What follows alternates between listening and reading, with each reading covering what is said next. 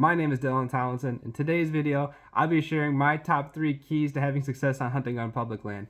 I'm not an expert by any means, but I've been hunting exclusively public land last 4 or 5 years, and I'd figure I'd like to share some of that with you. My biggest key to having success on hunting public land is map scouting. I'm always looking at maps, whether it's during season, off season, whenever I have free time, just looking at maps. You can learn so much by just aerial pictures from Google Maps. And when I'm looking at aerial photos, I'm looking for a few things. I'm looking for bedding, possible cover areas. I'm looking for those main deer trails. If you're lucky enough on Google Maps, you can see those main deer trails pop up, and also neighboring ag fields, whether it's the property right next to it or somewhere in the vicinity. All right, this public land spot I have pulled up is a piece I found purely by accident. Long story short, driving around, looking at cut crop fields, stumbled across this spot.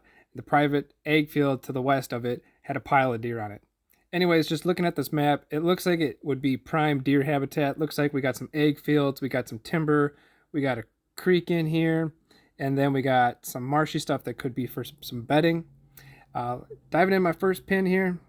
Yes, I know it's close to the road, but in my opinion, you don't need to go deep into the woods to find hot sign and or deer. I'll zoom in here a little bit better here on my first pin.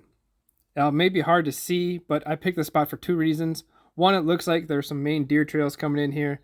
This one that's going north to south or south to north. Not sure how it runs, but that looks pretty heavy in my opinion.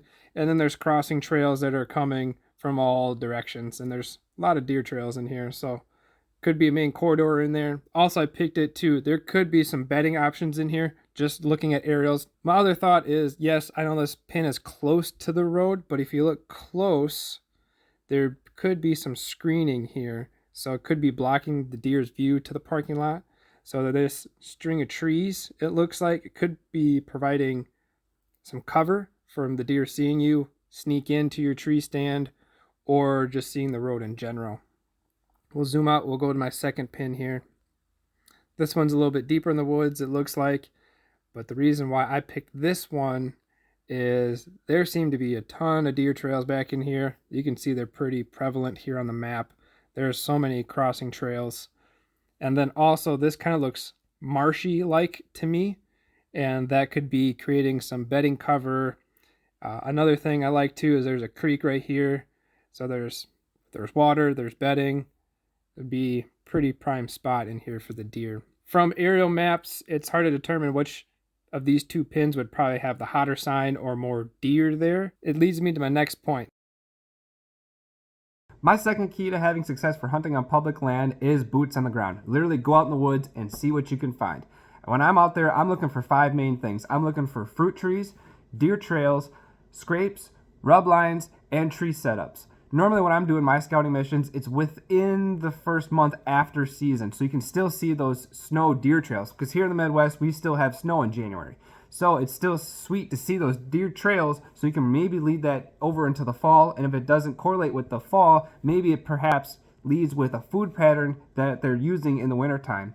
So when I'm looking for this hot sign while I'm scouting, whether it is during season, off season, whatever, I am also what is called tree hunting. So I hunt out of a tree saddle, so I'm always looking for that perfect tree within about 25, 30 yards of this hot sign, so I can still get a good shot at whatever walks by. This brings me to my last point, what I call the learning curve. Let me start by saying we as a bow hunting community fail all the time, whether it's a missed shot, not filling your buck tag, bumping deer. This list could go on and on with the fails. But I know how it feels failing on public land. But then we also have to pick up our head and we have to make adjustments on the fly, go back to maps, and figure out what we did wrong. For example, this year, I thought I had a bulletproof route for access to this prime bedding area. My first 2 mornings walking in, I bumped deer in the dark and they're blowing at me, so I was like, man, what's going on? So I walked back to my truck after the hunt and found out there was this little itty bitty oak tree that was dropping a handful of nuts, and these must have been the only 2 deer in the woods that were bedding there. Long story short, went back to maps, found this ditch, and I was able to get around this little oak tree that was dropping. I have numerous things like this where you have to make little adjustments to get to where you want to go to have success. I believe you can put these three pieces of the puzzle together, you'll be seeing a lot more deer on public land. For me, really understanding these three factors has really contributed to me seeing a ton of deer on public. At any rate, if you found this video helpful, please go ahead and share this video with your fellow hunters. But until then, I'll see you next time.